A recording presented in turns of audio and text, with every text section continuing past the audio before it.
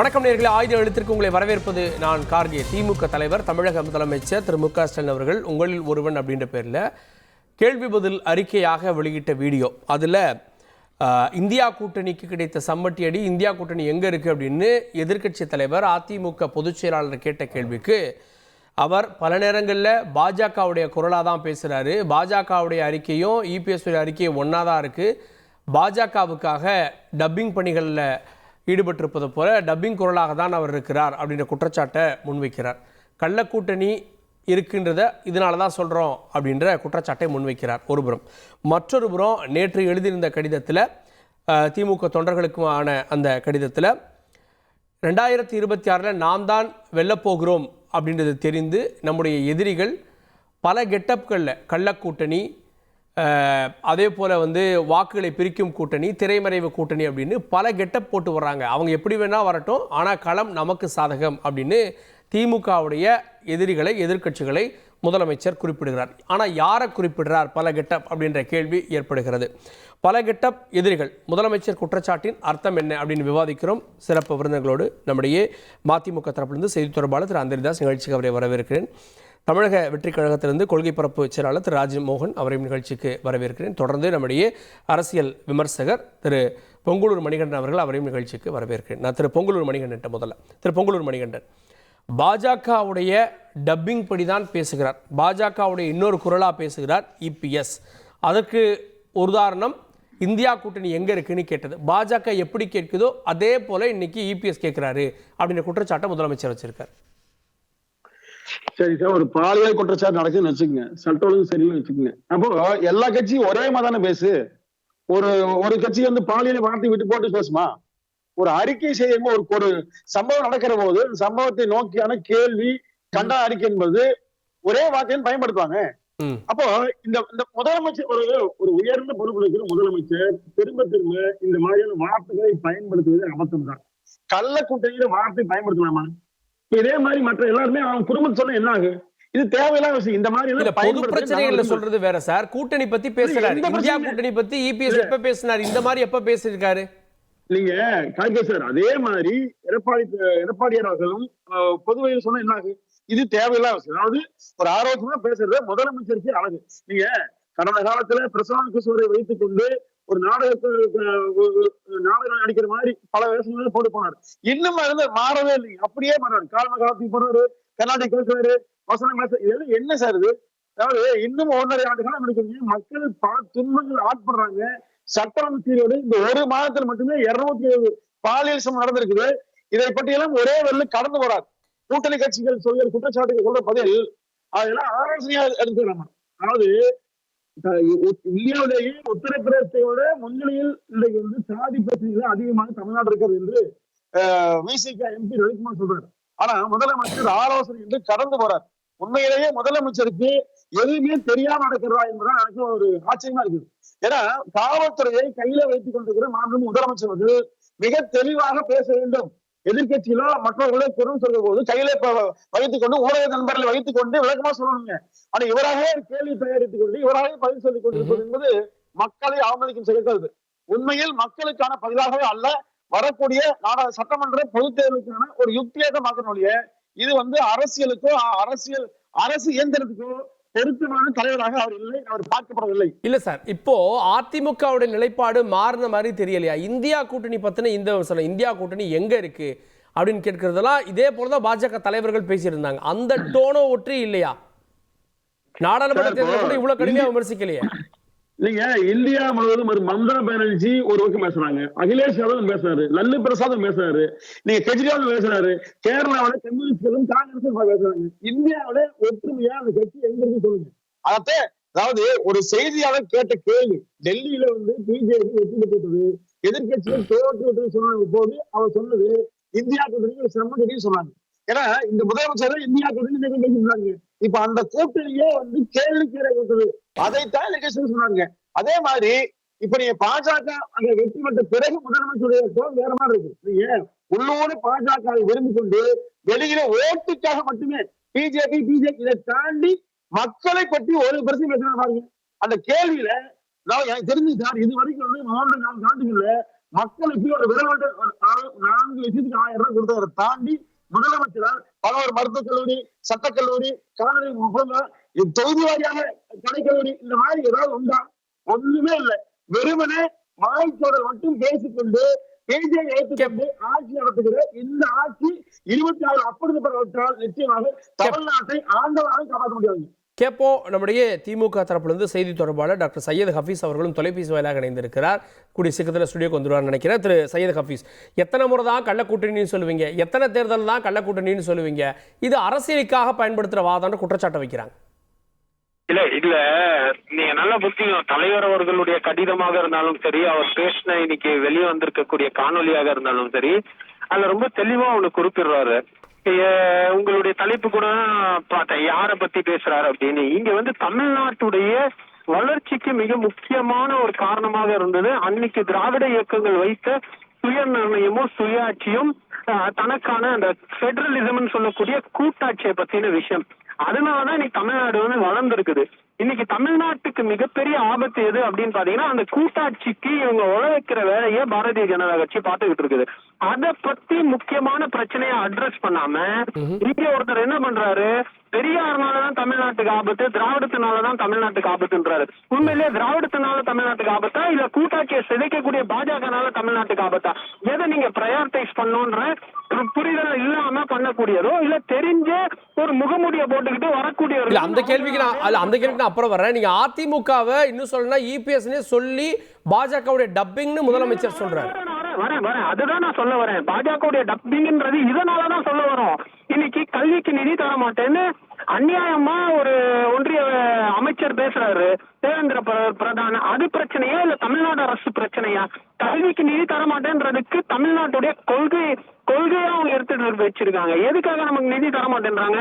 நம்ம வந்து மும்மொழி கொள்கையை ஏத்துக்க மாட்டேன்றோம். அவர் மும்மொழி கொள்கையை ஏத்துக்கிட்டாதான் பணம் தர்றேன்றார். அப்ப இதுதான் கூட்டாட்சி சிதைக்கக்கூடிய பிரச்சனை. இந்த பிரச்சனையை பத்தி பேசாம அவங்க சொல்ற குரலாக, பாஜகவுடைய குரலாக அதிமுக பேசுதா இல்லையா? இது கண்டிக்க சொல்லுங்க. ஆனா அப்ப கூட யாரை கண்டிக்கிறீங்க? தமிழ்நாடு அரசு கண்டிக்கிறீங்க, திமுகவை கண்டிக்கிறீங்க. இல்ல அதுல என்ன கேக்குறாருன்னா சார், இங்க நிறைய சட்டம் ஒழுங்கு பிரச்சனை இருக்கு, அதெல்லாம் விட்டுட்டு இது டைவர்ட் பண்றீங்க அப்படின்றாரு. சட்டம் ஒழுங்கு பிரச்சனைக்கு பதில் சொல்றோம். ஒவ்வொரு சட்டம் ஒழுங்கு பிரச்சனைக்கும் சட்டமன்றத்திலேயே பதில் சொல்றாரு முதல்வர். நாங்க செய்தி தொடர்பாளர்களா வந்து பேசிக்கிட்டு இருக்கிறோம். அதை விட முக்கியமான பிரச்சனை வந்து டைவர்ஷனா பாஜக இதுதான கள்ள கூட்டணின்றோம். நீங்க திமுகவை எதிர்க்கிறதுனா பிரதான அரசியலா நீங்க வச்சிட்டு இருக்கீங்க. திமுகவை எதிர்க்கிறதுக்கு உங்க காரணங்கள் இருந்தா அதை எதிர்த்துக்கோங்க. ஆனா தமிழ்நாட்டுக்குன்னு இருக்கக்கூடிய மிகப்பெரிய பிரச்சனை இன்னைக்கு மாநில அரசுடைய அதிகாரங்களை பறிக்கிறது. அந்த அதிகார பறிப்புக்கு ஒரு நிலைப்பாடு எடுக்காத அரசியல் கட்சிகள் நீங்க மாற்று முகமூடியோடு வராங்க, பாஜகவுடைய முகமூடியோடு வராங்கன்னு தலைவர் சரியாதான சொல்லியிருக்காரு. சரி, கேட்போம். நான் மற்றவர்களுடைய பார்வையும் பெறுவதற்காக திரு ராஜ்மோகன், எதிரிகள் பல முகமுடி போட்டு பல கெட்டப் போட்டு வர்றாங்க அப்படின்ற குற்றச்சாட்டை திமுக தலைவர் முன் வச்சிருக்காரு. இது இன்னைக்கு திமுக எதிர்க்கக்கூடிய எல்லாத்துக்கும் பொருந்தும்னா விஜய்க்கும் பொருந்தும் தானே? அதாவது யார் விமர்சனம் சொன்னாலும் அந்த கூற்றில் இருக்கக்கூடிய நல்ல விழுமியங்களை எடுத்துக்கொள்வது தான் நல்ல விஷயம். பாலிடிக்ஸை தாண்டி விமர்சனங்களே வைக்கக்கூடாது. யார் விமர்சனம் சொன்னாலும் அவங்க மீது பெயிண்ட் அடிப்பது வந்து ஒரு நல்ல அணுகுமுறை இல்லை. இன்றைக்கி உங்களில் ஒரு காணொலியில் மதிப்பிற்குரிய மாண்புமிகு தமிழ்நாடு முதல்வர் என்ன சொல்கிறாரு, எல்லாரும் அப்பான்னு சொல்லும்போது எனக்கு ஆனந்தமாக இருக்குது, எல்லாரும் பல வேடங்களில் பல கெட்டப்புகளில் வர்றாங்க. இப்போ நம்ம கேள்வி என்னென்னா, இன்றைக்கி நேற்றுக்கே கிரைம் நடக்கலை, காலங்காலமாக எல்லா ஆட்சிலையும் நடக்குங்க. எது ஆபத்துனா அநீதிக்கு எதிராக குரல் கொடுக்கக்கூடிய விமர்சன குரல்கள் அத்தனை பேரையுமே இவங்க யார் தெரியுமா, இவங்க நீலசங்கி, இவங்க கருப்பு சங்கி, இவங்க சிவப்பு சங்கின்னு சிறுமைப்படுத்துவது, அவங்கள ப்ரஷ் பண்ணுவது, பெயிண்டிங் பண்ணுவது கண்டிக்கத்தக்கது. உண்மையிலே யார் நிறைய வேடங்கள் போட்டது? எதிர்க்கட்சியாக இருந்தபோது 8 வழி சாலை வேணாம், சுற்றுச்சூழல் ஆர்வலர். ஆளுங்கட்சியாக வந்த பிறகு பரந்தூர் விமான நிலையம் வேணும், ஏனென்றால் வளர்ச்சிவாதம். தமிழ்நாட்டிலேயே அதிகமான முறை எதிர்க்கட்சி தலைவராக இருந்தவங்க வந்து திமுக. தமிழ்நாட்டிலே அதிகமான முறை வேடங்களை மாற்றி மாற்றி போட்டது திமுக தான். கூட்டணிக்கு ஒரு கட்சி வரணும்னா அவங்க நல்லவங்க, கூட்டணி இல்லைனா கெட்டவங்க. மதிப்புக்குரிய மருத்துவர் வந்து கூட்டாட்சி பற்றி சொன்னாரு. கூட்டணியை வைத்து ஆட்சியை பிடிப்பது மட்டுமல்ல கூட்டாட்சி, ஆட்சியை பிடித்த பிறகு கூட்டணி கட்சிகளுக்கு அதிகாரத்தை பகிர்ந்து கொடுப்பது தான் கூட்டாட்சி. இப்ப ஒரு விசில் ப்ளோவருங்க, அது அல்ல திமுகவுடைய கொள்கையில் மத்தியில் கூட்டாட்சி, மாநிலத்தில் சுயாட்சி. இந்த மாநிலம் அவங்க தாரகம் வந்துடும். இப்ப மத்தியில் கூட்டாட்சின்றீங்களே, அங்க கேபினெட் மினிஸ்டர்ஸ் தரீங்களே, மாநிலத்தில் ஏன் தரக்கூடாது? அதுதான் நம்ம கேள்வி. இதுல எந்த இது ஒரு ஃபேர் கொஸ்டின். ரெண்டாவது முக்கியமான கேள்வி, உங்களுடைய டாபிக் நான் வரேன். வேடங்கள் பற்றி சொல்கிறாங்கல்ல, இப்போ நமக்கு ஒரு பிரச்சனைன்னு வைங்களேன், யார்கிட்ட போய் சொல்லுவோம்? போலீஸில் போய் சொல்லுவோம். போலீஸ் துறையில் இருக்கக்கூடிய ஏடிஜிபி ஒருத்தங்க சொல்கிறாங்க என்னை உயிரோடு எரித்து கொள்ள முயற்சி பண்ணுறாங்கன்னு. இது தனி மனித தவறா? இது சிஸ்டமுடைய பிரச்சனை இல்லையா? அதுக்கே டிஜிபி வேற விளக்கம் கொடுத்துருக்காங்க. சரி, விளக்கம் கொடுத்தாங்க. ஆனால் ஏடிஜிபி கேடரில் இருக்க ஒரு பெண்மணிக்கு ஒரு அச்சுறுத்தல் இருக்குங்கிறது உண்மையா இல்லையா? இல்லை, அது தீ விபத்து அப்படின்ற. சரி, தீ விபத்தாக இருக்கட்டுங்க. ஒரு பிரச்சனை வந்தோன்னா ஒரு SIT போடுவாங்க, ஸ்பெஷல் இன்வெஸ்டிகேஷன் டீம். கரெக்டு தானே? ப்ரோட்டோகால் தானே? அதில் இருக்கக்கூடிய ஒரு DSP சொல்கிறாரு என்ன ஒரு ஃபேர் இன்வெஸ்டிகேஷன் பண்ண விட மாட்டாங்க, என்ன ஒரு நேர்மையை விசாரிக்க விட மாட்டாங்கன்னு சொல்லி ராஜினாமா தர்றாரு. அதுக்கு பதிலே சொல்ல மாட்டாங்க. இன்னைக்கு 2 விசில் ப்ளோவர் கல்லூரி படிக்கக்கூடிய மாணவர்கள் கள்ளச்சாராய விஷயத்தை எக்ஸ்போஸ் பண்ணதுக்காக வெட்டி கொலை செய்யப்பட்டதா நேத்திக்கு வரைக்கும் ஊடகங்கள் சொன்னன. இன்னைக்கு ஒரு நரேட்டிவ் செட் பண்றாங்க, அது முன்விரோதம், இல்ல கள்ளச்சாராயமே கிடையாது. முன்விரோதம் ஏன் வந்தது? அவங்க கள்ளச்சாராயம் காட்சினதை எக்ஸ்போஸ் பண்ணதால தானே முன்விரோதம் வருது. அப்ப யாரு குற்றச்சாட்டு சொல்றாங்களோ அவங்க மேலே குற்றத்தை திரும்பி விடுவது கபட வேடம். கூட்டணிக்கு வேணுங்கும் போது ஒரு கட்சியை பத்தி புகழ்ந்து பேசுவது மாறு வேடம். நீங்க ஆட்சிக்கு வந்த பிறகு யாரெல்லாம் விமர்சனம் சொல்றாங்களோ அவர்களை எல்லாம் சிறுமைப்படுத்துவது, இது உண்மையிலே இது ஒரு பெரிய வேடம். இல்ல, எதிர்கட்சியா சொல்லக்கூடிய கேள்விகளை எடுத்துக்கிறோம் அப்படின்னா, கூட்டணி கட்சி எங்களை எதிர்த்தாலும் அதை நல்ல வகையில் எடுத்துக்கிறோன்றாங்க. ஆனா கொள்கை ரீதியா இவங்கெல்லாம் ஒன்னா இருக்காங்களோ அதை தான் மாறுவேடமா பார்க்க. என்ன சார் கொள்கை ரீதியா? ஒன்றும் இல்லை சார். வெளிப்படையா தாவேக்காவுக்கு கொள்கை எதிரி பிஜேபின்னு பல முறை வெளிப்படையா சொல்லியாச்சு. வேற என்ன ஸ்டாண்ட்ல அட்டாக் பண்ண முடியும்? திமுக எதிர்த்த அளவுக்கு பாஜக எதிர்த்திருக்கா தாவே? தமிழ்நாட்டில் திமுக ஆட்சியில் இருக்கு, டெல்லியில பாஜக இருக்கு. 2 பேரையும் ஒரே அளவில் ஒரே பாதையில வச்சு கடுமையா எதிர்க்கிறோம். இல்ல மாற்று கருத்தே கிடையாது. ஆனா இப்ப எங்க மீது அட்டாக் பண்ணா எங்க கையில் அதிகாரம் இல்ல. ஒரு முறைக்கு ஆட்சி வந்தது இல்ல, பல முறை எதிர்க்கட்சி தலைவராக இருந்தது இல்ல, பல முறை பல கட்சிகளோட கூட்டணி வச்சது இல்ல. நாங்க இப்போதுதான் பிறந்து தவழ்ந்து எழுந்து நடந்து வரக்கூடிய குழந்தை. ஆனா எப்படி சிறுமைப்படுத்துவாங்கன்னா, இவங்க யார் தெரியுமா? இப்ப டெல்லிக்கு போனீங்கன்னா, மணிப்பூருக்கு போனீங்கன்னா இப்படி போகும். எங்க கேள்வி என்னன்னா, திரும்ப திரும்ப சினிமாவில் இருந்து வந்தவர் இவர் கூத்தாடி, இவர் ரசிகர்களை வைத்திருக்கிறார், சிறுமைப்படுத்துவதை மட்டுமே செய்றீங்களே. உண்மையிலேயே இதையெல்லாம் செஞ்சது யாரு? சினிமாவில் இருந்து திமுக இருக்கக்கூடிய ஆளுமைகள் வரவில்லையா? சினிமாவில் இருக்கவங்க வரக்கூடாதா? ரசிகர்கள் அரசியல் பயப்படுத்தக்கூடாதா?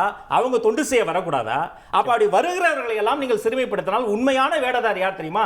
அதிகாரம் கையில் இருந்தும் சில விஷயங்களில் கள்ள மௌனம் காப்பவர்கள் தான் உண்மையிலே வேடதாரிகள். டெல்லியிலையும் சரி, தமிழகத்திலையும் சரி, இதுதான் உண்மை.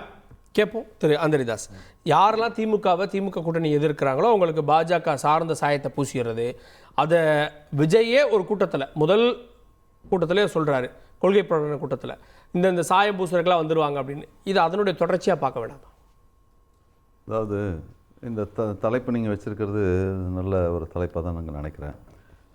சிவாஜியினுடைய 100வது படம் நவராத்திரி, 9 வேடங்கள். 34 வருஷத்துக்கு பிறகு கமலஹாசன் தசாவதாரத்தில் நடித்தது 10 வேடங்கள். என்னென்னா இப்போ 34 வருஷத்துக்கு பிறகு அதை நடைமுறைப்படுத்துறது ஈஸி. ஏன்னா அதுக்கு இப்போ இது வந்துடுச்சு, அது ப்ராஸ்தட்டிக் மேக்கப் வந்துடுச்சு, அதனால் ஈஸியாக போடலாம். ஆனால் யார் யார் என்ன வேடம் போடுறாங்கன்னு அவங்களுடைய கொள்கை நடைமுறைப்படுத்துகின்ற விதத்தில் எல்லாம் தெரிஞ்சிடும். நம்முடைய மணிகண்டன் சார் சொன்னார். அதில் நான் என்ன சொல்ல வரேன் சொன்னால், சிஏவை ஆதரிச்சுட்டு அதை ஜெயிப்பதற்கு ஓட்டு போட்டுட்டு, வேளாண்மை சட்டங்களை ஆதரிச்சுட்டு, 29 தொழிலாளர் நல சட்டங்களை ஆதரிச்சுட்டு, இப்போ இன்னைக்கு தர்மேந்திர சோழர் சொன்னார கடுமையாக எதிர்க்கிறோன்னு, இன்னைக்கு தர்மேந்திர பிரதான் என்ன சொல்லியிருக்கிறார்? நீங்கள் NEP ஏற்றுக்கொள்ளவில்லை என்று சொன்னால் 2401 கோடியை நாங்கள் விடுவிக்க மாட்டோம் அப்படின்னு சொன்னாங்கன்னா, அதை ஏன் எதிர்க்கலைன்ற மாதிரி நம்ம கேட்குறோம். ஏன்னா இப்போ ஏடிஎம்கேவும் அந்த பாணியில், ஏன்னா அவங்க இருக்கிறது என்டிஏலையும் கிடையாது, இந்தியா கூட்டணியும் கிடையாது ஏடிஎம்கே. இப்போ இந்தியா கூட்டணி எங்கே இருக்குதுன்னு பேச வேண்டிய அவசியம் இருக்குது. திமுக விமர்சனம் பண்ணுங்க, அது எல்லாருக்கும் உரிமை இருக்குது. கிராஸ் ஃபயர் எப்பவுமே இருக்கும். ஆப்போசிஷன் இஸ் த லூப்ரிகேட்டிங் ஆயில்னு சொல்லுவாங்க. அந்த வகையில் நீங்கள் விமர்சிங்க, அதை யாரும் தவறுதலாக சொல்லலை. ஆனால் நாங்கள் என்ன சொல்கிறோன்னா, இன்னமும் அவன் வழக்குகளுக்கு பயந்து கொண்டு திரைமறைவிலே ஒரு கூட்டணி இல்லாமல் குட்கா வழக்கு 13 வாய்தா வாங்கினாங்க. ஆனால் செப்டம்பர் 2023 தீர்மானம் போட்டு நாங்கள் பிஜேபியிலேருந்து விலகிட்டோன்னு சொல்கிறாங்க. ஆனால் அதுக்கு பிறகு தான் அடுத்த மாதமே அதுக்குண்டான அனுமதியை கவர்னர் தர்றார். அப்படின்னா என்ன அர்த்தம்? MR விஜயபாஸ்கருக்கு ஒரு ஃபைலை திமுக அரசு ஊழல் சம்பந்தமாக அனுப்புது. அந்த ஃபைலே இல்லைன்னு சொல்லிட்டு 2023 மே மாதம் வரலன்னு சொல்கிறாங்க. அதில் செய்தி குறிப்பு வேறு சொல்கிறாங்க. அதுக்கு பிறகு நவம்பர் 10ஆம் தேதி ரிட் பெட்டிஷனை திமுக அரசு சுப்ரீம் கோர்ட்டில் தாக்கல் பண்ண பிறகு ஜூலை மாதத்தில் சொல்கிறாங்க as file is with us அப்படின்னு சொல்லிட்டு அஃபிடவிட் போடுறாங்க. அப்படி என்று சொன்னால் இன்னமும் வந்து அவர்களை மிரட்டி கொண்டு நீங்கள் இல்லைன்னா அடுத்து போடுவோம். இன்னைக்கு கூட வெளியில வந்துட்ட பிறகு கூட இன்னைக்கு ஒரு நாடு ஒரு தேர்தல் என்பது அண்ணா அவர் சொன்ன மாநில சுயாட்சிக்கு எதிரான கருத்து. என்ன அதை வந்து அவங்க 356 வச்சு எந்த மாநில அரசையும் கலக்கலாம். 356 இருக்கக்கூடாது என்றது திராவிட இயக்கங்களுடைய கொள்கை, அண்ணாவுடைய கொள்கை. ஆனால் இன்னைக்கு என்ன மரியாதைக்குரிய முன்னாள் குடியரசுத் தலைவர் இந்த ஹை லெவல் கமிட்டியினுடைய தலைவராக இருக்கின்றவர்களுக்கு இபிஎஸ் அவர்கள் கடிதம் எழுதும்போது தெளிவாக என்ன சொல்கிறார்னா, this process will strengthen the federalism and we will take a swift and strong decision in favour of one nation one election அப்படின்னு சொல்றாங்க. அப்ப எப்படி திரைமறைவில் என்ன நடக்குதுன்னு நம்ம ஆர்வம் கணிக்கலாமே. ஆக அந்த அடிப்படையில் தெளிவா அவங்களால எதிர்க்க முடியும். இல்ல பொதுவான சில கருத்துக்கள்ல ஒரு திமுக எதிர்க்கன்னா இதுதான் ஆனது, யாரா இருந்தா என்ன எதிர்க்கிறோம் அப்படின்றாங்க. ஆனா எதிர்க்கிறவங்க எல்லாம் ஒரு முடிச்சின் கீழே கொண்டு வரீங்க பாத்தீங்களா, அதுதான் பிரச்சனை. இல்ல சார் ராஜ்மோகன் சார் என்ன சொன்னாருன்னா, இவங்க திமுக ரெட்டை வேடம் போடுது அப்படின்ற மாதிரி சொல்றாரு. பரந்தூருக்கு ஒரு மெஷர்மெண்ட், அதுக்கு பிறகு வந்து சேலம் 8 வழிச்சாலைக்கு இருக்குது. சேலம் 8 வழிச்சாலைக்கும் பரந்தூருக்கும் வித்தியாசம் இருக்குது. என்னன்னா சேலம் 8 வழிச்சாலையில் சேலத்துக்கு போகிறதுக்கு சென்னையிலேருந்து 2 பாதைகள் ஏற்கனவே இருக்குது, 4 வழி பாதை இருக்குது. அதை வந்து கொஞ்சம் விரிவாக்கம் பண்ணால் அந்த டேமேஜ் வந்து மினிமைஸ் பண்ணலாம், லேண்ட் அக்விசிஷன் வந்து குறைவுபடுத்தலாம் என்கின்ற அந்த அடிப்படையிலே தான் அதை வந்து எதிர்த்தார்களே தவிர புது பாதை போட வேண்டிய அவசியம் கிடையாது. ஆயிரக்கணக்கான பேர் இப்ப கூட அமைச்சர் என்ன சொல்றாங்க, ஆயிரக்கணக்கான பேர் மக்களோட எதிர்ப்பு இல்லாம அதை எப்படி பண்ண முடியும் அப்படின்னு பாப்போம். விமான நிலையம் விரிவாக்கம் நம்முடைய பொருளாதாரம் இவ்வளவு மூலதனம் போட்டு வர்றாங்களே, அவங்களுக்கு எல்லாம் பொருளாதாரத்துக்கு வந்து அந்த விமான நிலையம் தேவையில்லை. இன்னைக்கு ஹைதராபாத்ல மையத்தில் இருந்த ஹைதராபாத்ல இருக்கிறது வந்து 5000 ஏக்கர் இடத்துல போய் இன்டர்நேஷனல் ஏர்போர்ட் வச்சிருக்காங்க. மும்பையில் மத்தியில் இருந்ததை கொண்டு போய் சபர்பன் லிமிட்ல வந்து 4500 ஏக்கர் நிலத்தில் வச்சிருக்காங்க. எப்பதான் விரிவாக்கம் வரலன்னா எப்படிதான் நம்முடைய பொருளாதாரத்தை முன்னெடுக்க முடியும்? அதனால பல இடங்கள் வந்து கலந்து ஆலோசிக்கப்பட்டு 4 இடங்களை கொடுத்தப்ப மத்திய அரசு அதை தேர்வு செய்திருக்கிறது. ஏர்போர்ட் அத்தாரிட்டி ஆஃப் இந்தியா யாருடைய கட்டுப்பாட்டில் இருக்குது? மத்திய அரசுடைய கட்டுப்பாட்டுல இருக்கு. விமான நிலைய தமிழ்நாட்டிலே இது மட்டும் நீங்க அதையே ஏன் எதிர்க்கலன்ற எல்லாத்தையும் எதிர்க்கிறோம். எது எங்க எதிர்க்கிறீங்க சொல்லவே இல்லையா? அதுல பாஜக பங்கு இல்லையா? புது ஏர்போர்ட் கொண்டு வரல விஜய் பாஜக குறிப்பிட்ட மக்களை பார்க்க போறோம். 15 நிமிஷத்துல விஜய் பேச்ச கேளுங்க. சரிங்க, சொந்த நாட்டுல மத்திய அரசை பத்தி சொல்லல. மத்திய அரசை பத்தி என்ன பேசுனீங்க? கடுமையா சொல்றேன். சொந்த நாட்டுல சொந்த நாட்டு மக்களை பார்க்க போற ஒரு தலைவருக்கு இவ்வளவு கெடுபிடி உலகத்துல எங்கேயாவது தருவாங்களா? 1 மணி நேரம் தான் பேசணும். முதல் நாள் நைட்டு போய் ஏகனாபுரம்ல இருக்க கூடாரத்தை பிச்சு போடுறது, ஆதார் அட்டையை காமிச்சாதான் ஊர் மக்கள் வெளில வர முடியும், உள்ள போக முடியும். நாளா பாஸ்போர்ட் ரெடி பண்ணிக்கிறதுக்கு அப்புறம் வீசா வாங்கினாதான் பரந்தூருக்கு வேங்க. இவ்வளவு கெடுபிடி பண்ணாங்களே. எங்க போராட்டங்களோ என்ன கெடுபிடி பண்ணாங்கன்னு அவங்களுக்கு தெரியாது. பரந்தூர் விமான நிலைய பிரச்சனையில அவர் சொன்னார்ல, நான் உலகத்திலே முதல் முறையா ஒரு போர் அகதிகள் வருவாங்க, முதல் முறை ஏர்போர்ட் அகதிகளை உருவாக்கிட்டு இருக்காங்க. மக்கள் கடுமையாக இருக்கிறாங்க. 22 நீர்நிலைகளை அழித்து அப்படி ஒரு விமான நிலையம் வேண்டாம், ஏற்கனவே இருக்க விமான நிலையத்தை ஃபுல் பொட்டன்ஷியல் கொண்டு வாங்கன்றோம். இதுதான் கபட நாடகம், இதுதான் ரெட்டை வேடம், இதுதான் மாறுவேடம். சார் எஸ்எஸ்ஏல ஒருங்கிணைந்த கல்வி திட்டத்துக்கு என்இபி ஏத்துக்கிட்டாதான் ரிலீஸ் பண்ணுவோம்னு சொன்னா அது மாநில சுயாட்சிக்கு எதிரா இல்லையா? அண்ணா சொன்னதுக்கு எதிரான. கரெக்ட் தான். ஏன் எதிர்க்கல? கல்வி நிதி தராமல் இருக்கிற மத்திய அரசு எதிர்க்கிறோம். மாநில அரசு ஏன் கணினி தரல சார்? ஏன் லேப்டாப் தரல? மாணவர்களுக்கு இலவச விலையில்லா மடிக்கணினியை ஏன் தரல? அறிக்கைங்க சார். எல்லாத்துக்கும் நீங்க நினைக்கிற மாதிரி உங்களை சாட்டிஸ்ஃபை தினந்தோறும் அறிக்கை விட்டுக்கிட்டு கண்ட மைக் பேசுறது அவங்க என்ன சொல்றாங்க, திமுகவையும் பாஜகவையும் ஒரே கண்ணோட்டத்தோட பாக்குறீங்களா? இன்னும் கடுமையா சொல்றேன், திமுகவையும் பாஜகவையும் நாங்கள் எதிர்ப்பதை போல யாருமே எதிர்க்க முடியாது.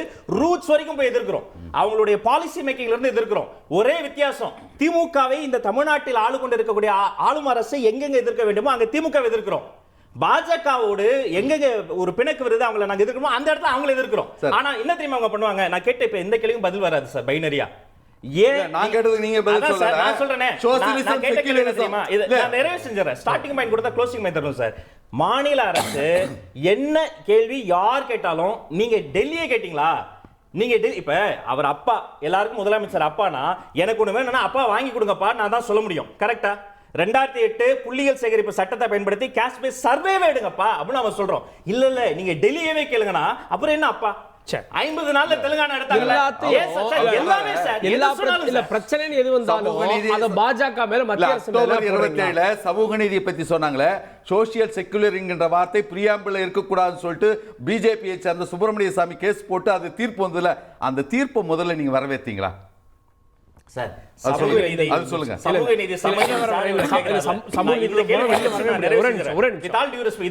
நான் சொன்னதுக்கு பதில் சொல்லுங்க. நீங்க புது கேள்வி இல்ல, திமுக மேல வைக்கப்படுற கேள்வி எல்லாம் அவர் சொன்ன மாதிரி அது அப்படியே மேல தள்ளி பாஜக கேட்டீங்களா, மத்திய அரசு கேட்டீங்களா, திசை திருப்ப அதான் கேக்குறேன். அவங்க ஏன் குரல் கொடுக்கல? ஈக்குவலா நாங்க ரெண்டுத்தையும் ஃபைட் பண்றோம் சொல்றாங்களா? கேட்கலாம். ஏன் குரல்? ஆனா குரல் கொடுக்கலைன்றதுக்காக நீங்க பாஜகவுடைய ஆளு, பாஜக பி டீம் அப்படின்னு சொல்றது சரியா? சுப்ரீம் கோர்ட்ல 12 மசோதாவை 3 வருஷமா பேசிட்டு இருக்காங்க. இட்ஸ் கான்ஸ்டிடியூஷனல் டெட்லாக்னு சொன்னீங்க. அதுக்கு ஆதரவாவது ஒரு அறிக்கை கொடுத்திருக்கீங்களா? எதுக்கு வரைக்கும் ஆதரவாவது அறிக்கை கொடுத்திருக்கீங்களா? இந்த நொடி வரைக்கும் எந்த கேள்விக்கு நேரடி பதில் நான் இப்படி கேக்குறேங்க. மதிப்பிற்குரிய பாலபாரதி கம்யூனிஸ்ட் கட்சியினுடைய திண்டுக்கல் முன்னாள் எம்எல்ஏ, அவங்க கூட்டணி கட்சியில இருக்காங்க. வேங்கை வேலா வேதனை வேலான்னு ஒண்ணு போட்டாங்க. கீழ அருவருக்கத்தக்க ஆபாச கமெண்ட் போட்டது அத்தனை பேருமே ஐடி விங்ல இருக்கக்கூடிய டிஎம்கே சிம்பத்தைசர்ஸ். எங்க போச்சு சமூக நீதி? அந்த அம்மா என்ன கேட்டாங்க? கொள்கை ரீதியா சமூக வலைத்தளத்துல சிஎம் அதை எப்படி எடுத்துக்கிறாரு அப்படின்னு கூட்டணி கட்சியா இருந்தாலும் அவங்க கருத்துக்களை சொல்றாரு. ஒரு வேண்டுகோளை வைக்கிறாரு. ஐயா, குறைந்தபட்சம் தங்கு தடையின்றி நடக்கக்கூடிய பிரச்சனைகளை, இந்த அநீதிகளை குறைந்தபட்சம் ஒப்புக்கொள்வீர்களா? பீப்பிள் ரெப்ரசன்டேட்டிவ் தரலனா நாங்க அறிக்கை தரோம்னு ரஞ்சித் சொல்றாரு. கேப்போம். பல கெட்டப் எதிரிகள் முதல்வர் குற்றச்சாட்டின் அர்த்தம் என்ன? திரு சையது ஹஃபீஸ் இணைந்திருக்கிறார். பல கெட்டப் போடும் எதிரிகள் அப்படின்றாரு. அதுல தமிழ்நாட்டில் உங்களுக்கு அதிமுக எதிரி, மத்திய அளவில் பாஜக எதிரி. முதலமைச்சர் யாரை சொல்றாரு? ஸ்பெசிஃபையா சொல்லியிருந்தா இன்னும் புரிஞ்சிருக்கும். எல்லாரையும் ஒரே தட்டில் கொண்டு வர மாதிரி தெரியுது. இல்லை, வரும்போது ராஜ்மோகன் அவர்களுடைய இதெல்லாம் கேட்டுட்டு இருந்தேன். நான் அதுக்கு பதில் சொல்லிடணும்னு நினைக்கிறேன். ஒன்று, இதில் நம்ம யாரை எதிரி அப்படின்னு பின் பாயிண்ட் பண்ண வேண்டிய அவசியம் திராவிட முன்னேற்ற கழகத்துக்கு இல்லை. நான் அதுதான் சொன்னேன். இன்றைக்கி பெரியார் தான் இந்த தமிழ்நாட்டுடைய வளர்ச்சிக்கு ஒரு கருத்தியலாக நிற்கிறார். பெரியாருன்ற ஒரு நபரை விட்டுருங்க. பெரியார் பேசின சமூக நீதி, அந்த கருத்தியலே ஆபத்துன்னு ஒருத்தர் பேசும்போது இங்கே அதை யார் எதிர்க்கிறா? பாஜக தான் எதிர்க்கிறது. பெரியாரை யார் எதிர்த்துட்டு இருக்கா? இவ்வளோ நாளாக பாஜக எதிர்க்குது. அந்த பெரியார் எதிர்ப்பில் யார் யாரெல்லாம் மௌனம் காத்துக்கிட்டு இருக்கா? அப்போ எங்களுக்கு எப்படி தெரியும்? உங்களை சாட்டிஸ்ஃபை பண்ணணும்னு அவசியம் கிடையாதுன்ற ஒரு வியாக்கியானம் பேசினாலும் கலை யதார்த்தம் என்னன்னு மக்களுக்கு தெரியும். அப்போது எல்லாத்துக்கும் இப்போ இவங்க எப்போ ஜஸ்டிஃபை பண்ணணும்னு இவங்க முடிவு எடுத்துப்பாங்களாம். ஆனால் தமிழ்நாடு அரசு மட்டும் ஒரு அறிக்கைக்கும் ரியாக்ட் பண்ணணும். அப்படி ரியாக்ட் பண்ணலன்னா எங்களை ஒதுக்குறாங்க அப்படின்னு சொல்கிறது இருக்குல்ல, இது எப்படி ஏற்றுக்கிறது? இது நியாயமான ஒரு வாதமாக இருக்க முடியுமா? நீங்கள் எப்போ அறிக்கை விடுவீங்க, எப்போ ஒரு விஷயத்துக்கு அட்ரஸ் பண்ணணுன்றது நீங்கள் முடிவு பண்ணுவீங்க. சீமான் அப்படி பேசினாலும் நாங்கள் பேச மாட்டோம்னு ஒரு ஸ்டாண்ட் எடுப்பீங்க. ஆனால் திராவிட முன்னேற்ற கழகம் உடனே ஸ்டாண்ட் எடுத்து எல்லாரும் ரியாக்ட் பண்ணணும் இல்லை. நாங்கள் ஜனநாயக ரீதியாக எல்லாரையும் மதிக்கிறோம், அதில் மாற்றுக்கிறதே கிடையாது. அதனால தான் ஒரு தலைப்பு வச்சாலும் டிராஃபிக் மத்தியில் ஓடி இங்கே இருக்கக்கூடிய ஜனநாயகத்தை மதிக்கணுன்றதுனால கலந்துக்கிட்டு எல்லாருடையும் கருத்து பரிமாற்றம் அது நடக்குது. இன்னைக்கு கான்ஸ்டிடியூஷனுடைய ஒரு கட்டமைப்பு என்னன்றது தெரிஞ்சவங்களுக்கு கூட்டாட்சினா என்ன, கூட்டணி ஆட்சி என்னன்றது தெரியும். கூட்டாட்சின்றது மாநிலங்களுடைய குரலை ஏற்றுக்கிட்டு நடக்கக்கூடிய ஒரு அரசு வேணும்ன்றது கூட்டாட்சி. கூட்டணி ஆட்சின்றது வேற. அடிப்படையில் ரெண்டுமே வேறு. நாங்கள் ஒன்றியத்தில் கேட்கறது அண்ணா முழங்கியது கூட்டாட்சி தத்துவமோ சுயாட்சி தத்துவமோ. மாநிலத்தில் சுயாட்சி, ஒன்றியத்தில் கூட்டாட்சி. கூட்டாட்சின்றது கூட்டணியோடு தான் இருக்கணும்னு இல்லை. என்னைக்கு முதல்ல கூட்டணி ஆட்சியில் நாங்கள் அங்கம் வகித்தோம்? 69ல தொடர்ந்தோம். அதுக்கப்புறம் கூட்டணி ஆட்சின்றது ரொம்ப மாநிலத்தில் சொல்றீங்க இல்ல, ஒன்றியத்துல சொல்றேன். ஒன்றியத்துல 2004ல இருந்தீங்க. அதுதாங்க அண்ணா என்னைக்கு 69ல வச்சாரு. அப்ப அந்த சூழல் வரும்போது கூட்டணி ஆட்சின்னு பேசுறோம். கூட்டாட்சின்றது தான் அடிப்படையான விஷயம். அது ரெண்டுமே வேற வேறன்றத முதல்ல புரிஞ்சுக்கணும். கூட்டாட்சின்றது மாநிலத்துடைய குரல். இங்க கூட்டணி ஆட்சியை பற்றி எங்க கூட்டணியில இருக்கிறவங்களே பேச மாட்டேன்றாங்க. அவங்களே கூட்டணி ஆட்சியை பத்தி பேசல. ஆனா வெளியில் இருக்கக்கூடியவர்களுக்கு திமுக கூட்டணி ஆட்சிக்குள்ள வரணும்ன்ற இந்த அரசியல் இருக்குல்ல, இதுதான் ஆபத்தானது. அப்ப நீங்க இதை புரிஞ்சுக்கோங்க. இன்னைக்கு கூட்டாட்சி சிதைஞ்சிச்சுன்னா, பெரியாரியம் சிதைச்சிச்சுன்னா தமிழ்நாடு யூபி போல பீகார் போல ஆகும். அந்த விஷயத்துல மௌனம் காத்துக்கிட்டு அதுல நான் கருத்து சொல்ல மாட்டேன், ஆனா திமுக கருத்து சொல்லணும். என்னைக்குமே கூத்தாடிகள்னு திமுக அபிஷியல் ஸ்டாண்ட யாரையும் சொன்னது கிடையாது. அப்படி சொல்லாதத நாங்க சொன்னோம், யார் சொன்னாங்களோ அவங்க கிட்ட கேட்டுக்கோங்க. திமுகவுடைய நிலைப்பாடுன்றது அரசியலுக்குள்ள யார் வேணாலும் வரலாம். இவங்கள மாதிரி ஒரு தரப்புல வாரிசு அரசியல்னு சொல்லிக்கிட்டு நீங்க வந்து வாரிசு அரசியலுக்கான டெஃபினிஷனே சொல்லாம மக்களால் தேர்ந்தெடுக்கப்பட்டு எம்எல்ஏ முதல்வர் ஆனவங்களையும் வாரிசு அரசியல்னு சொல்லக்கூடியது இருக்குல்ல, அது ஜனநாயகத்தை கேலி கூத்தாக்குற மாதிரி. சரி, ராஜ்மோகன் தான் கேட்டிருக்கீங்கன்னு புரியுது. கொள்கை தலைவர் பெரியார் எதிர்க்கிறாங்க, இதுல மௌனம் காத்தா உங்களுடைய கொள்கை தலைவர் மௌனம் காத்தா அப்ப என்ன பொருள்? இதை பலமுறை நம்ம டிவி உட்பட பல விஷயங்களில் நாம் சொல்லியிருக்கிறோம். பெரியார் எங்கள் கொள்கை தலைவர், அவரின் மீது விரல் நீட்டக்கூடிய அத்தனை பேரையும் நாங்கள் எதிர்க்கிறோம். ஆனால் நாங்கள் எதிர்வினை ஆற்றணும், அறிக்கை தரணும்னு எந்த தரப்பு எதிர்பார்க்குதோ அந்த வலைவிரிப்பில் நாங்கள் சிக்கிட்டா எங்களுடைய பிரதான எதிரி நாங்கள் 2 பேரை ஃபிக்ஸ் பண்ணியிருக்கோம்ல, அங்கேருந்து நாங்கள் மடைமாற்றம் செய்யப்படும். இது ஒரு ஸ்ட்ராட்டஜி. இந்த இடத்துல இக்னோர் பண்ணுவது தான், இந்த ஸ்டாண்ட் தான் கரெக்ட் இப்போ இருக்கு இந்த நிலைக்கு. ஆனா பிரசாந்த் கிஷோரை பத்தி சீமான் சொல்றப்போ அதுக்கு வந்து திரு சம்பத்குமார் அறிக்கை பிரசாந்த் கிஷோர் பத்தி சொன்னா நாங்க எங்க அறிக்கை விடுறோம்? அவர் எங்க தலைவரை பத்தி சொல்றாரு. இல்ல அது பண கொழுப்புனாரு, அது தவறு. அதனால அறிக்கை விட்டோம். கேக்குறாங்க டாக்டரோட கேள்வி. பிரசாந்த் கிஷோருக்கு நீங்க அறிக்கை விடுறீங்க, பெரியார் திட்டினா அறிக்கை விட மாட்டீங்க. பிரசாந்த் கிஷோர் இல்லைங்க, எந்த ஸ்ட்ராட்டஜிஸ்டும் எங்களுக்கு தலைவர் கிடையாது. எங்களுக்கு எல்லாம் தலைவர் தான், தலைமை சொல்றது தான். நாளைக்கு தலைவருக்கு எதிராகவோ தலைமைக்கு எதிராகவோ இவங்க சோ கால்டு இந்த லிஸ்ட்ல இருக்கக்கூடிய யாராவது செயல்பட்டா மிக கடுமையா அந்த பரிசரி நாங்க தான் உடைப்போம். இப்ப இங்க வாங்க, பெரியாருக்கு வாங்க. பெரியாரை கொள்கை தலைவராக ஏற்றுக்கொண்டு அவர் பேசிய பெண்ணுரிமை சார்ந்த விஷயங்களை எல்லாம் அரசியல் மையப்படுத்தி நம்முடைய தொண்டர்களுக்கு கொண்டு சேர்க்கும் பணி உட்கட்சி உள்ளார தீவிரமா நடந்துகிட்டு இருக்கு. நான் இன்னொன்னு ஒரு விஷயத்தை வைக்கிறேன். எங்க தாவேக தலைமை அலுவலகத்துக்குள்ளார தந்தை பெரியாருக்கு நாங்க சிலை வச்சிருக்கிறோம், அண்ணா அறிவாலயம் உள்ள தந்தை பெரியாருக்கு சிலை ஏன் இல்லை? தமிழ்நாடு முழுக்க பல ஊர்களில் அண்ணல் அம்பேத்கருக்கு சிலைகள் எழுப்புனாங்க. அம்பேத்கர் இறந்து பல ஆண்டுகள் தந்தை பெரியார் வாழ்ந்தார். அவர் இறந்து பல ஆண்டுகளுக்கு ஈரோட்டுக்குள்ளார ஒரு அண்ணல் அம்பேத்கர் சிலையை வைக்க விடல. ஒரு ஆதிக்க சக்தி மனப்பான்மை, ஒரு சாதிய மனப்பான்மை எல்லா கட்சியிலும் இருக்கும். ஆனா மண்ணுக்கான நீதி, சமூக நீதி பேசக்கூடிய இந்த இடத்துல ஏன் அவங்களுடைய அண்ணா அறிவாலயத்தில் ஒரு பெரியார் சிலை இல்லை? இனிமேலாவது வைங்கன்றோம். இல்ல அப்போ அண்ணன் சொன்னார் பாருங்க, விஜயை எதிர்த்தா அறிக்கை வரும், ஆனா பெரியாரை எதிர்த்தா அறிக்கையை விட மாட்டோம். அந்த ட்ராப்ல வர மாட்டோம். அந்த அறிக்கை விஜய் அப்படி சொல்லல. இல்ல அவரே அது ஒரு கிளாரிஃபை பண்றாரு. இப்போ அதுல ஒரு ஃபோக்கஸ் கொடுத்தா அது நாம் தமிழருக்கான ஃபோக்கஸ் ஏறாது. நாம் தமிழருக்கான ஃபோக்கஸா? அப்ப விஜய் திட்டறப்ப யாருக்கான ஃபோக்கஸ்? விஜய் திட்டப்ப அறிக்கை வர்றப்ப தளபதியை திட்டப்ப தளபதிக்கு இருந்து அறிக்கை வரல. இல்ல இல்ல, எங்க கொள்கை பரப்பு இணை செயலாளர் அதுக்கு கேள்வியாத்துனார். இருங்க பொறுமையா. அதே தான் சொல்றேன். அதே ஒரு கொள்கை பரப்பு செயலாளரா இருக்கிற நீங்க ஏன் சீமானை கண்டிச்சு விட மாட்டேன்றீங்க? அப்ப விஜய் பெரியாரை விட விஜய்க்கு முக்கியத்துவம் தரக்கூடிய ஒரு இயக்கமா நீங்க இருக்கிறப்ப நீங்க அதை தான் நான் சொல்றேன். எப்படி உங்களுக்கு ஒரு ஸ்ட்ராட்டஜி இருக்குதோ, எந்த நேரத்தில் யார் யாருக்கு ரியாக்ட் பண்ணணும்னு இருக்குதோ அந்த மாதிரி ஒரு கட்சிக்கும் இருக்கும். அது ரியாக்ட் பண்ணாதனாலேயே நாங்க ஜனநாயகத்தை மதிக்கல, நாங்க இதை பண்ணலன்னு ஒரு பிம்பத்தை போடுறோம். கூத்தாடி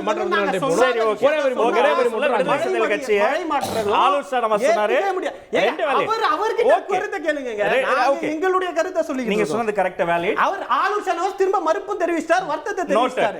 அந்த பாயிண்ட கடந்து வந்து நோட்டட் சார். சிம்பிள் क्वेश्चन, பெரியாருக்கு ஏன் அண்ணா அறிவாலயத்துல சிலையில எப்ப வைப்பீங்க? இல்ல இல்ல, அதாவது பெரியாருக்கு ஏன் சிலை வைக்கல, எப்ப வைப்பீங்கன்றது அடுத்தது. இன்னைக்கு யாருமே பெரியாரை தாக்கல. தாக்கும் போது மௌனம் காத்துட்டு விஜய தாக்குனோனே நாங்க களத்துக்கு வருவோம்.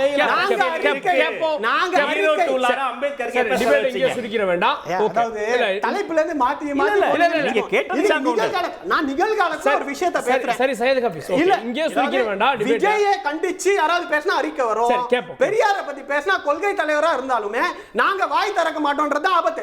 அத கேள்வி கேட்டா அதுக்கு பதில் சொல்லணும். நீங்க பைனரியா பதில் சொல்லலன்னு எங்க மீது குற்றச்சாட்டு வச்சுட்டு நாங்க கேட்கிற ஒரு குற்றச்சாட்டுக்கு பைனரி இல்லாம மறுவாதம் வைக்கிறீங்க.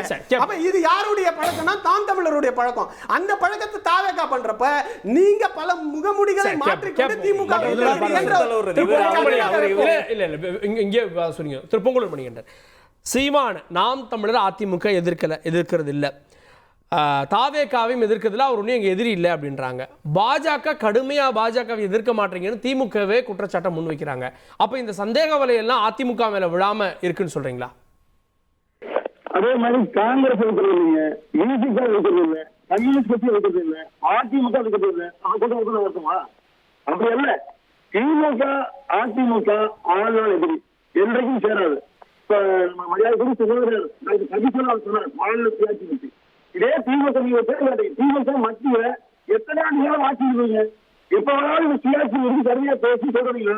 கவர்னர் நீங்க பேசுறீங்களா? பேசுறீங்க. அப்ப எதுவுமே நிறைய மாதிரி. ஆனா அந்திரிதாஸ் ஒரு போகிற ஒரு வார்த்தை சொன்னார், பழைய செய்தி சொன்னார். இப்ப நீங்க சொல்லக்கூடிய செய்தி எல்லாம் பாருங்க. ஈழத்துல 1.5 லட்சம் பேர் கொன்று குவிச்சா திமுகன்னு சொன்னீங்க. அதே மாதிரி பிரபாகரனுடைய தாயாரை சிகிச்சைக்கு அனுமதிக்க முடியலன்னு சொல்லி அவ்வளவு வைகோ அழுதாரு. அது மாதிரி அண்ணாவுடைய கொள்கைகளை குளிவாண்டி படுத்தது திமுக, குறிப்பா ஸ்டாலின் சொன்னீங்க. அப்ப இதெல்லாம் என்னாச்சுங்க? இப்போ நீங்க பழசு அதிமுக சொன்னீங்க, திமுக நீங்க சொல்ல என்னாச்சு? அப்ப எல்லாமே மக்களை ஏமாற்றக்கூடிய பதவிக்காக மட்டும்தான் கூட்டணி ஒழிய கொள்கை கோட்பாடு எல்லாம் என்பதில் கம்பக்த தவறான பொய்யான சிந்தா. இப்போ அதிமுக பெரியாரை விமர்சிக்கிற போது ஆதரிச்சுங்களா? இதே அண்ணா குறித்து எந்த அளவுக்கு எதிர்த்தீங்க கேக்குறாங்க சார். எந்த அளவுக்கு எதிர்த்தீங்க? திமுக அமைதியா இருந்தது. அண்ணா தொலைக்காட்சி வச்சு திமுக அமைதியா கண்டுக்கவே இல்லையே. அப்போ என்ன நோக்கம்னா, அதிமுக சதாகாலமும் பிஜேபி பேசணும், திமுக குறைய பேசக்கூடாது. திமுக செய்யக்கூடிய தவறுகளை பாருங்க, 260 பாலியல் பிரச்சனை ஒரே மாசம் வந்திருக்குது. இதை குறித்து அதிமுக பேசிவிட்டால் மறைப்பதற்கு கவர்னர் வந்துருவாரு, பிஜேபி ஏதாவது பிரச்சனை வந்துருங்க. ஆனா தமிழ்நாட்டு மக்கள் பிரச்சனையை மறந்துவிட செய்வதற்கு அனைத்து முயற்சியும் திமுக செய்கிறது. இல்ல சார், சட்டம் ஒழுங்கு பேசுவோம். இதை தாண்டி ஆளுநர் பண்றத உச்ச நீதிமன்றமே கண்டிக்குது. இதை தாண்டி நிதி கொடுக்காதது பெரிய விஷயம். அதெல்லாம் நம்ம மறந்துட முடியுமா சார்? உங்களுக்கு அதிகாரம் இருக்குது, மத்திய அரசு பேசி பண்ணுங்க. அதிமுக ஆட்சி நீங்களா வாங்கி கொடுத்தீங்க. 11 மருத்துவர்கள் நீங்க வாங்கி கொடுத்தீங்க. ஒவ்வொன்றையும் அதிமுக. அப்ப அதிமுக மத்திய அரசு இணங்கி போறவோ என்ன சொன்னீங்க? அடிமை சொன்னீங்களா? அப்ப அந்த அடிமை பண்ண போறீங்களா? பண்ணீங்களா? அதுவல்ல, அதிமுக தேவை மத்திய அரசு மாநில அரசு இணக்கம். எம்ஜிஆர் காலத்துல இருந்து அப்படித்தான் பின்பற்றாங்க. ஆனா திமுக சண்டை போக தெரியுங்களா? மீண்டும் மீண்டும் சிறுபான்மை வாக்களை அள்ளுவதற்காக செய்யக்கூடிய மோசடி அரசியல். திரு அந்திரிதாஸ், உங்க மேலே குற்றச்சாட்டு வச்சிருந்தாங்க, இரட்டை வேடம் அதிமுகவும் போட்டிருக்கு. ஈழ பிரச்சனை நாங்கள் என்னைக்கு இரட்டை வேடம் போட்டிருக்கோம் சொல்லுங்க. அன்னைக்கு குற்றச்சாட்டு ஈழத்துக்காக நாங்க போராடியது மாதிரி யார் போராட இருக்கான்னு முதல்ல அவர் சொல்லுங்க, அதுக்கப்புறம் பேசுவோம். அதை பேசுறதுக்கு அவங்களுக்கு யோகியதை இருக்குதான்னு ஒரு நிமிஷம். ஈழ பிரச்சனை என்னைக்கு சார் இரட்டை வேடம் போட்டிருக்கோம்? ஆனா நீங்க சரியா போராடினீங்க, திமுக மீது குறை சொன்னீங்க, நீங்க ஏன் மாத்திட்டீங்க? அந்த குறை போயிடுச்சா? அந்த கடை போயிடுச்சா? அதை விட மோசமான நிலைமை இப்போ வந்திருக்குது. அதனால ரெண்டு எதிரிகள் இருந்தால் ஒருவனை நண்பனாக்கி கொள்ளாங்க. நீங்க மோசமான எதிரி, அதனால இவங்களை நண்பனாக்கி. அவர் சொன்னாரு 2023 செப்டம்பர் மாசமே வெளியில வந்துட்டாங்க. ஆனா இப்ப டிசம்பர் அதுக்கு பிறகு 2வது மாசம் டிசம்பர் மாசம் 2023 எலெக்ஷன் கமிஷன் ஆஃப் இந்தியா தேர்வு எடுக்குது. Prime minister, opposition leader, chief justice of India. அதை எடுத்துட்டு இன்னொரு பிரதான மந்திரியை போட்டுட்டு ஒரு தீர்மானம் பாஸ் பண்ணாங்களே, அதுக்கு நீங்க எதிர்த்தீங்களா? முதல்ல ஒன்று. இன்னொன்று, இப்போ அது எதிர்த்திருந்தா இன்னைக்கு ஒருவேளை அப்போசிஷன் லீடர் இவங்கெல்லாம் எதிர்த்திருந்தா இந்த எலெக்ஷன் கமிஷன் குறிப்பிட்ட ஒரு கட்சிக்கு உகந்து ஆயிட்டு இருக்காது. இப்போ நம்ம அதை ஃபைட் பண்ணிடலாம். இன்னைக்கு இதில் விசாரிக்கலாம், உள்கட்சி பிரச்சனை கூட விசாரிக்கலாம் சொல்லிட்டு நீதிமன்றம் உத்தரவு கொடுத்துருக்குது. ஆக தோழர் சொன்னாரு, அதாவது திரிபுராவிலே லெனின் சிலைகளை உடைப்பதை போல தமிழ்நாட்டில் பெரியார் சிலைகளை உடைப்போம் சொல்லிட்டு ஒருத்தர் பெரியாரை அவருடைய கொள்கை தலைவரை கொச்சைப்படுத்துறாங்க. அதுக்கெல்லாம் கேட்க மாட்டாரா? ஆனா அறிவாலயத்துல மாத்திரம் ஏன் தந்தை பெரியாருடைய சிலை கட்சி ஆரம்பிக்கலையே? யாரு அப்போ கேட்கலாம்? பிப்ரவரி 1 இருக்கிறாங்கல்ல அவங்க களத்துல, பிப்ரவரி 1 அப்ப நீங்க எடுத்துக்கலாம். முந்தைய ஒரு மாசத்துக்கு முன்னாடி தான் அப்ப எதிர்த்துக்கலாம். அது மாதிரி எதுக்கல. அதனால எல்லாம் இப்போ திமுகவுடைய 50 முழக்கங்களே முக்கியமானது reshaping the constitution so that it becomes effectively federal. உண்மையான கூட்டாட்சி மலர வேண்டும் என்று சொன்னால் அரசியல் சட்டத்தை திருத்த வேண்டும். ஆனால் இன்னைக்கு கல்வியில அந்த பிரைம் மினிஸ்டர் சி என்ற இது வைத்துக்கொண்டு இதில் கையெழுத்து போட்டால் தான் 2400 கோடி ரூபாய் கொடுப்போம் சொல்லிட்டு ஒரு மந்திரி இன்னைக்கு பேசுறாருன்னா அதை எதிர்த்து சும்மா ஒரு மர்மர், அதாவது ஒரு முணுமுணுப்பு கூட அதிமுக தரப்புலையும் தவாக தரப்புலையும் வரலன்னா அது என்ன அர்த்தம்? கொள்கையை இருக்கணும். அண்ணா எப்படி 50 முழக்கங்களை, அந்த கொள்கையை ஒரு இஷ்யூலையும் எப்படி நடைமுறைப்படுத்துகிறீர்கள் என்பதிலே விமர்சனம் வரும். அதை ஏன் சரியான நடைமுறைப்படுத்தல என்ற அந்த இஷ்யூ பேஸ்டா தான் நான் கேட்கிறோம். அதாவது ஒரு கட்சி ஆரம்பிச்சா ஸ்ட்ரகிளிங் ஃபார் எக்ஸிஸ்டன்ஸ் என்பது இருக்கும், டார்வினுடைய theory. Survival of the fittest இருக்கும். நீங்க இருங்க, அதுக்காக கொள்கைகளை கொஞ்சம் பணயம் வைத்து விட்டு அதை போய் இருக்காதீங்கன்னு தான் சொல்றோம். சரி, ஓகே. சையது ஹஃபீஸ் இருந்து இந்த அறிக்கையிலே முதலமைச்சர் சொல்றாரு, பிரிந்து நின்று வாக்குகளை பிரிக்கக்கூடியதும் கூட ஒரு கெட்டப் அப்படின்றாரு. ஜனநாயகத்தில் பிரிந்து நிற்பதும் ஒவ்வொருவரும் குறிப்பிட்ட வாக்களை பெறுவதும் அவருக்கான உரிமை இல்லை. இல்லை, இது ஒரு ஸ்ட்ராட்டஜியாகவே இவங்க பயன்படுத்தி 2016 திமுக ஆட்சி வராமல் செஞ்சுருக்காங்க.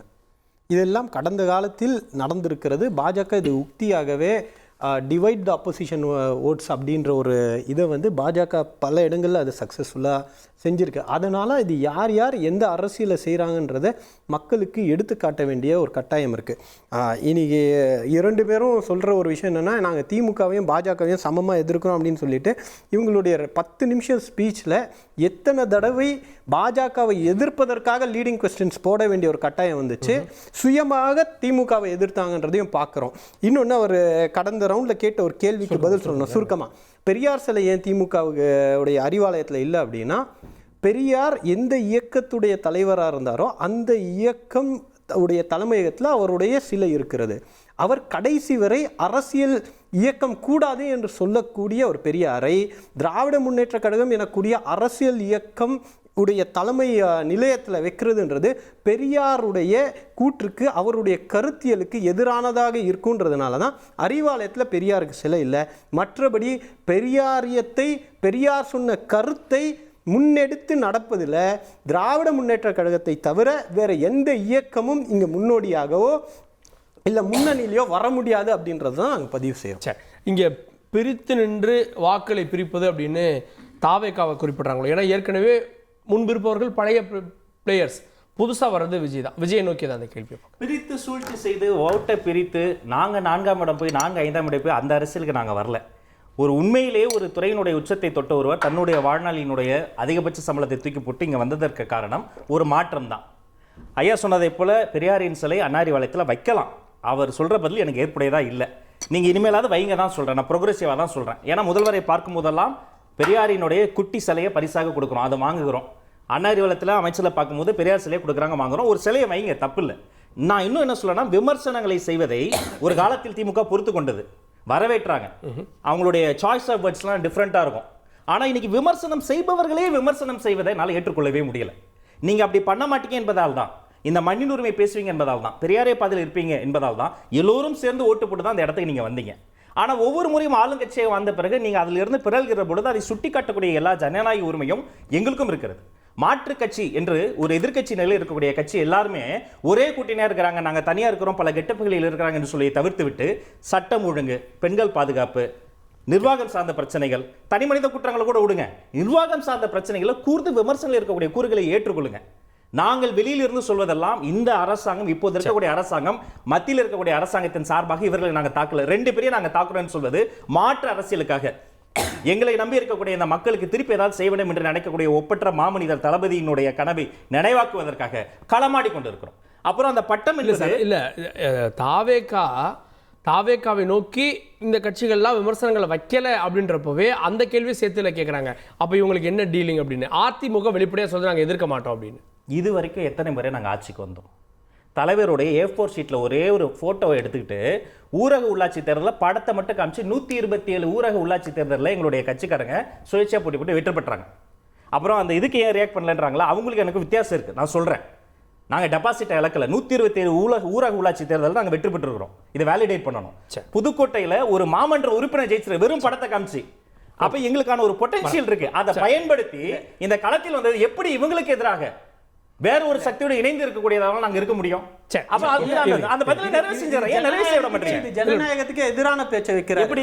எப்படின்னா அவங்க டெபாசிட் வாங்கல, அதனால அவங்களுக்கு ரியாக்ட் பண்ண மாட்டேன்னு சொல்றது எந்த அளவுக்கு நியாயமான சந்தேகம்னா இல்ல அவங்க ஸ்ட்ராட்டஜியாவோ இவங்க சேர்ந்து அதோட பங்குதாரன்னு டவுட் வருது. ஏன்னா இவர் திரும்ப இப்ப இல்ல டாக்டர் கேட்ட கேள்விக்கு நான் வேலிடான விஷயங்களை எடுத்துக்கிட்டேன்ல, நான் கேட்ட எந்த பாயிண்ட்டையும் அவர் வேலிடேட் பண்ண மாட்டாரே. ஏன்? இல்ல நான் ஒண்ணு கேக்குறேன். இவர் எங்கள் மீது வச்ச குற்றச்சாட்டு என்னன்னா, அவங்க எல்லாம் புறந்தள்ளிட்டு இந்த மாதிரி பேசி அவங்க அவாய்ட் பண்றது என்ன ஜனநாயகம் சொன்ன தாவேக்காவுடைய செய்தி தொடர்பாக சரியான சீமானுக்கு நாங்க பதில் சொல்ல மாட்டோம். அப்படி சொல்லல.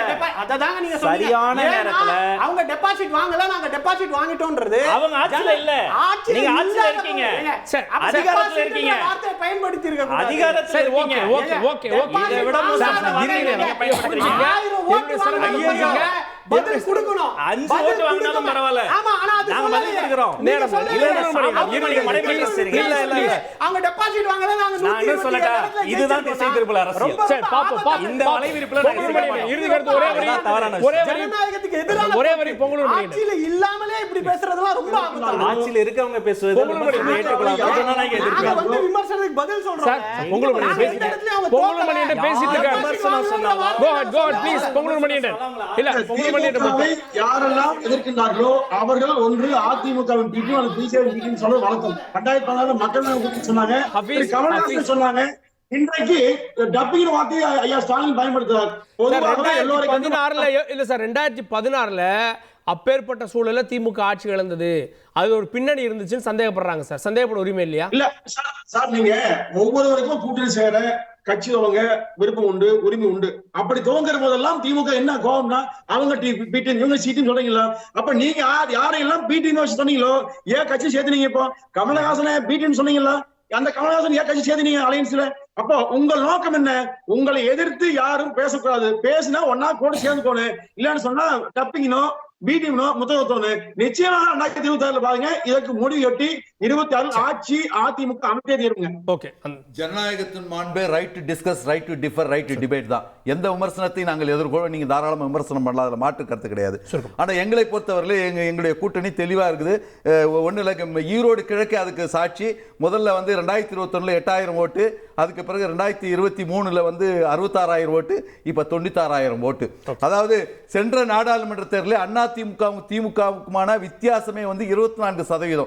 அதனால எத்தனை பேர் எந்த மாறுவேடத்தில் வந்தாலும் திமுக கூட்டணி நிற்கும் நிலை. ஓகே, பொறுத்து பார்க்கலாம். பல கெட்ட போடும் எதிரிகள் யார், அடுத்தடுத்த நாட்கள்ல முகமுடிகள் விலகுகிறதா பொறுத்து பார்க்கலாம். விவாதத்தில் இணைந்த சிறப்பு விருந்தினர் அனைவருக்கும் நன்றி. பார்த்தவங்களுக்கும் நன்றி. தொடர்ந்து நீங்கள் தந்தி தொலைக்காட்சியோட